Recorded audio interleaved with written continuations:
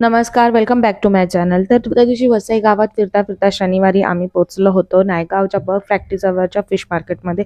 तर हे सगळ्यात मोठं म्हणण्यापेक्षा खूप मोठं मार्केट आहे, जिथे माशांचा लिलाव होतो. मोठ्या प्रमाणामध्ये बोटीतनं मासे उतरतात, कारण की बाजूलाच नायगावला मोठं बंदर आहे. तर तिथे बंदरावरून डायरेक्ट मासे असतात, ते डायरेक्ट इथे येतात आणि यांचा लिलाव चाललेला असतो आणि सगळ्या प्रकारचे इथे मासे मिळतात.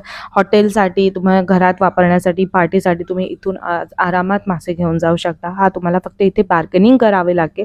हे खूप महत्त्वाचं आहे, कारण की बार्गेनिंग केल्याशिवाय इथे तुम्हाला पाहिजे तशी फिश अजिबात मिळणारच नाही. 5 वाजता. 5 वाजता.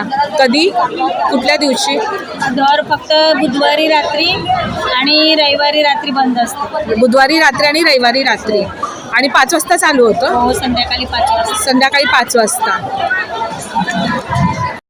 आता तुम्ही ऐकलत की काय टायमिंग आहे. बुधवारी आणि रविवारी रात्री फक्त हे मार्केट असतं, ते बंद असतं.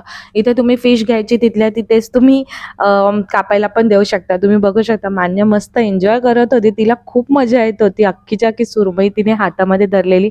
नाही म्हटलं तरी ती 1 ते 1.5-2 किलोची सुरमई होती. तर आम्ही इथे 1000 रुपयामध्ये 2 अशा मोठ्या सुरमया घेतल्या होत्या आणि ह्याच्या कोलंब्या बघतात, फार मोठ्या होत्या. म्हणजे 500 रुपये किलोने पण इथे त्या दिल्या. 500च्या खाली त्या अजिबात येत नव्हते. तर काही असतात की ते रिजनेबल तेवढ्याच रेटने देतात, पण काही ज्या फिश असतात, जर सुरमई, पापलेट, ते तुम्ही जेवढे भाव कमी कराल त्याच्यावर डिपेंड आहे. तर इथेच तुम्ही फिश घ्यायची, तिथेच तुम्ही कापायला दिली तरी चालते. कापून पण देतात. 100 रुपये, 20 रुपये, 30 रुपये अशा पद्धती. 20 रुपये, 30 रुपये नाही, पण 100 रुपयापासून स्टार्ट आहे कापून देण्यासाठी. तर नक्की इथे ट्राय करा. मच्छी घ्यायला नक्की बघा.